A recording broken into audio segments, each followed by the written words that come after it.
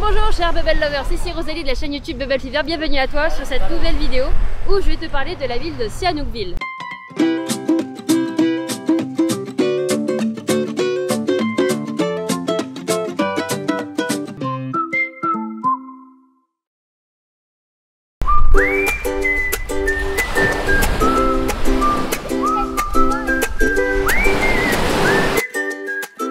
On appelle en cambodgien Ompong Som. Donc cette ville a, pendant très longtemps, des années entières, été vraiment dédiée à une station balnéaire plutôt locale, vraiment pour les initiés. C'était vraiment la région réputée pour les backpackers. Et depuis quelques années, tu vas voir, elle a subi de grandes transformations avec l'investissement en masse des Chinois. Voilà, nous voici, on vient tout juste d'arriver. Donc je te propose de découvrir les quelques images qu'on va faire pour découvrir un peu cette région. Bon Rémi, nous revoilà maintenant ici sur la ville de Sihanoukville. Qu'est-ce que tu peux me dire en fait de cette ville? Tu peux me raconter un petit peu ce que... Alors Sihanoukville, c'est une station balnéaire pour les Cambodgiens depuis toujours, même avant la guerre. Les Cambodgiens venaient pendant les vacances profiter des plages. Depuis 5-6 ans, la configuration a changé parce qu'il y a eu énormément d'investissements chinois avec de grands hôtels, de grands casinos. Toutes les routes qui ont été refaites. J'habite au Cambodge là depuis plus de 5 ans. Les 2 premières années, on venait dès qu'on avait des petites vacances à Sihanoukville. Il n'y avait pas encore les premiers investissements, pas de transformation. On avait des paillotes là tout au long de la plage avec pas mal de restaurants français. En fait, depuis l'État a tout récupéré pour transformer justement les plages en les améliorant, donnant un accès plus simple avec une nouvelle route tout au long de la mer. Ouais, et là, je pense qu'il y aura encore un petit peu d'aménagement à faire pour les plages, mais ça peut être très très sympa et ça peut redevenir une destination phare pour les Cambodgiens, surtout que une autoroute est en train de se construire de Phnom Penh à Sihanoukville et sera opérationnelle d'ici 1 an. À l'époque, comme tu disais, il y avait des propriétaires entre guillemets français qui se mariaient avec des Cambodgiennes qui avaient du coup investi en fait des plages, mais un peu sans autorisation parce que normalement il faut être cambodgien de naissance entre guillemets pour pouvoir monter un business ici, d'après ce que j'ai compris. Exactement, généralement il y avait des prête-noms ou sinon c'était des Français qui étaient mariés avec des Cambodgiennes qui avaient donc à travers leurs femmes la possibilité d'ouvrir des paillotes, des petits restaurants. Donc c'est vrai qu'il y en avait vraiment énormément et l'État a décidé de tout récupérer pour transformer les plages. Parce que c'était pas tout à fait légal en vrai, c'est ça? C'était pas toujours légal et ça répondait pas toujours aux normes d'hygiène qu'on attend dans la restauration globalement. Moi aussi, je suis d'origine chinoise cambodgienne, mes parents sont nés au Cambodge et j'ai aussi beaucoup d'amis qui sont aussi issus de cette génération chinoise cambodgienne qui trouvent que et cambodgiens, mais qui se trouve que ça a dénaturé pour eux en fait le côté sauvage et qu'ils trouvent que justement l'investissement des Chinois en excès ça a un peu cassé un peu tout ce côté naturel. Toi t'en penses quoi en fait? Est-ce que tu as un regard mitigé, plutôt positif? C'est quoi ton point de vue? Il faut dire que c'était une destination qui était appréciée par les Cambodgiens, par pas mal de touristes, mais c'était aussi un lieu pas mal squatté par les backpackers. Là aujourd'hui, il y a vraiment beaucoup de choses qui se développent. L'avenir nous dira si justement c'est positif ou pas. Mais c'est encore, je pense, prématuré pour dire si c'est bien ou si c'est pas bien. Tu m'as expliqué que tout au fond, là, au niveau de cette zone-là, c'était totalement plat. D'après ce que tu m'as dit, il n'y avait absolument aucune construction. Et là, depuis 3 ans, on a tous ces buildings qui ont poussé comme des champignons tout au fond. Alors là, c'est extraordinaire parce qu'on se croirait vraiment dans une ville hyper moderne avec des buildings qui font plus de 50 étages. Quand on regarde la plage sur laquelle on est, elle reste encore très sauvage. Elle demande à être aménagée. Donc pour être aménagée, on aura besoin également d'investissement. Et de personnes qui viennent effectivement investir les lieux pour pouvoir faire vivre cet espace, cette zone.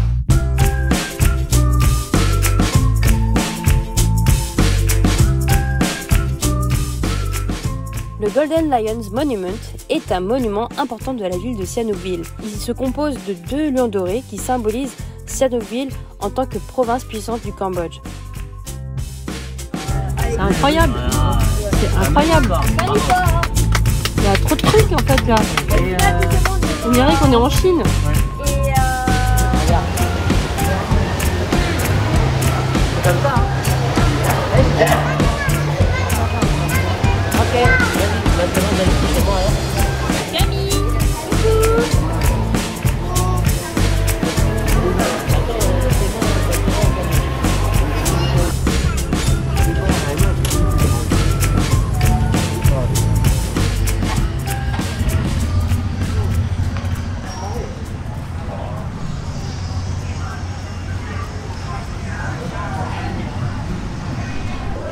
voici arrivés au marché de Sihanoukville. Donc vous avez vu, on a regardé un petit peu toute la modernité qui côtoie en fait la tradition. Et donc là on va aller dans un marché bien local de Sihanoukville en attendant de prendre le bateau direction pour Korkong.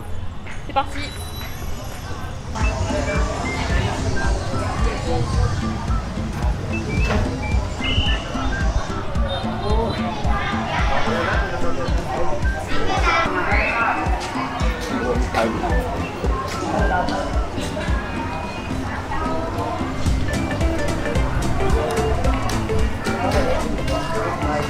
$4 la brassière. Bon, je regardais une brassière, tu vois, un peu tranquille, en coton et tout, $4.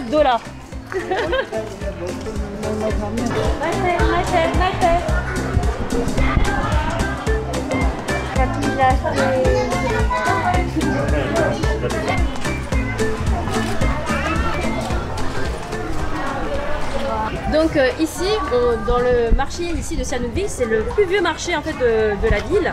Et ce qui s'est passé, c'est que ça a été réménagé il y a quelques années. Depuis l'arrivée des Chinois, les investisseurs chinois qui viennent occuper justement la ville, ça a été complètement réaménagé. Ce que tu peux le voir par rapport au Psa Orosei qui est extrêmement local et vieillissant. Là, ils ont tout refait. Ils ont tout refait, tout réaménagé, les allées sont plus spacieuses, plus larges. Enfin, tu vois au niveau des images, c'est vrai que c'est beaucoup plus agréable, on se sent moins étouffé et moins oppressé. Donc vraiment c'est cool.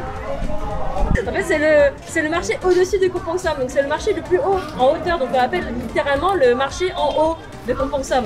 Et donc elle explique qu'ici tu trouveras de tout pour justement acheter des souvenirs, de quoi manger, de quoi t'habiller, de quoi te restaurer, il y a tout ici. Et je lui ai posé la question aussi, pourquoi en fait tu es venue ici, tu viens d'où à la base? Elle me dit moi à la base je viens de Kompong-cham. Donc elle est venue ici parce qu'elle s'est mariée avec le cousin d'Imab qui vient de Kompong-som. Donc c'est par amour qu'elle est venue ici. Mais elle a adopté complètement Sihanoukville. Voilà. En contraire. Il faut comprendre que Sihanoukville c'est en fait la capitale de la province de Sihanoukville tout simplement. Et cette ville a été rebaptisée en l'honneur du nom du roi Sihanoukville, enfin Sihanouk, Norodom Sihanouk, en 1958. C'est un hommage pour lui. Et il faut savoir que aussi, ce qui est intéressant par rapport à cette ville-là, c'est que c'est le seul port en eau profonde du pays du Cambodge. Donc c'est assez marquant de voir que c'est devenu aussi en fait un gros projet en termes d'investissement et d'infrastructure. C'est un peu la nouvelle route de la soie pour tout ce qui est en fait transit maritime pour le Cambodge. Donc toutes les marchandises, lorsqu'elles doivent être expédiées ou importées, en gros, ça part d'ici, de Sihanouk. Initialement, j'ai oublié de dire un truc très important quand même, c'est qu'initialement, la ville ne s'appelait pas Sihanoukville, elle s'appelait Kompong-som. Kompong-som en khmer, littéralement, ça veut dire le port agréable. Donc, pour illustrer un peu tous ces propos-là, tu as pu le voir avec l'interview de Rémi, qui nous a en fait expliqué un peu toute l'histoire de cette ville, de cette station balnéaire. Il y a effectivement beaucoup de choses qui ont changé. On se rend compte que la ville, elle a extrêmement été développée par l'arrivée des investisseurs chinois, ce qui fait que ça a permis de créer à la fois des emplois, mais aussi de redynamiser toute la région. Donc c'est vrai que tu vois une effervescence assez incroyable au travers de ces allées. On sent qu'effectivement il y a beaucoup de vie et les Khmers apprécient particulièrement cette douceur de vivre. Voilà.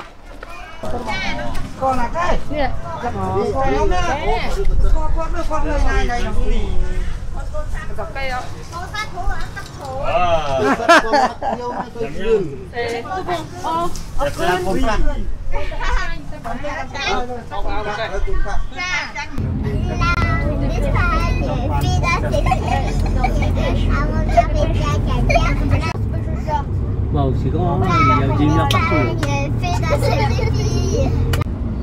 Ça, dans 2 ans, dans 3 ans, on revient, il n'y a plus. Hein. Ça, c'était les workers, c'était les trucs de workers. Ah oui, il y a plus de workers. Regarde là, et là, c'est les trucs de workers. Lily. Petite course. Look. Sur les abords de Sihanoukville. Avec le soleil qui se lève. Magnifique. C'est trop beau. Personne. Et il fait très bon. Là, il doit faire aux alentours de, je vais vous dire, je vais te dire ça, 26 degrés. Bah, il fait bon, hein. 26 degrés, il fait bon. Très bon. Allez, c'est parti.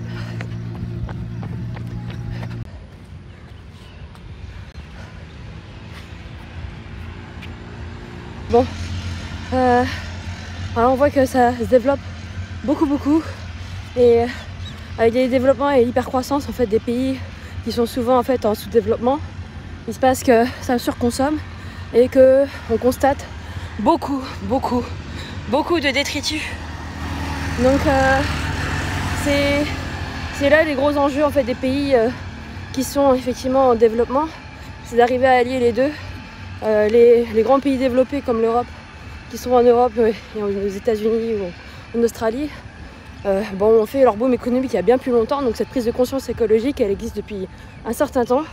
Donc il y a des vrais enjeux ici, notamment d'un point de vue éducation, parce que le niveau, je pense, mérite vraiment à s'élever pour l'éducation au niveau public. Donc il y a des vrais sujets qui me tiennent à cœur. Je me dis, j'ai eu la chance en fait de bénéficier d'un enseignement scolaire supérieur en France parce qu'effectivement c'était gratuit et que le niveau était quand même là. Il était quand même là, bien qu'on peut le décrier, bien qu'on peut remettre en question pas mal de choses. C'est normal qu'il faut trouver le moyen de s'affranchir de pas mal de choses, mais ici, il n'y a même pas ces bases-là. Donc le niveau d'éducation il reste relativement faible et donc avoir des personnes brillantes en tant que professeur ici, ça se monnaie. Donc comment faire? Donc il y a vraiment plein de sujets qui me turlupinent là comme ça. Et ça me travaille et je me dis ça peut vraiment être cool. Bref, de trouver les moyens de concilier tout ça, l'entrepreneuriat, l'éducation, faire en sorte que ça puisse être plus accessible. Je sais pas comment, j'ai pas la solution, mais ça me tient à cœur. Je me dis j'ai eu cette chance-là ici en France, il faut que cette chance-là puisse exister aussi au Cambodge. Et dans tous les pays qui me tiennent à cœur de manière générale, mais tous les pays en fait méritent d'accéder à un enseignement, de pouvoir s'élever et de bénéficier d'une classe moyenne aisée. Ça serait vraiment, ça peut paraître utopique, mais il faut qu'il y ait une prise de conscience d'un point de vue éducatif. Voilà pour ce nouvel épisode qui aborde une facette différente du Cambodge et qui soulève de nombreuses questions pour moi. Ma seule certitude, c'est que tout n'est pas parfait. Les ultra pauvres et ultra riches se côtoient comme une même facette d'une pièce. La difficulté réside justement dans la recherche de l'équilibre et de réduire les écarts et parvenir à une ligne aussi fine que le flanc de cette pièce. Me replonger dans le contexte économique et sociologique de Sihanoukville m'a laissé à la fois pensive et interrogative sur comment et pourquoi le Cambodge semble perdre d'une certaine manière la gouvernance de son propre territoire et s'attache surtout à prendre la vie comme elle vient et à profiter de ce que l'instant présent peut lui offrir. Pour avoir une certaine réponse, il faut se tourner vers le passé pour comprendre ce qui se passe actuellement.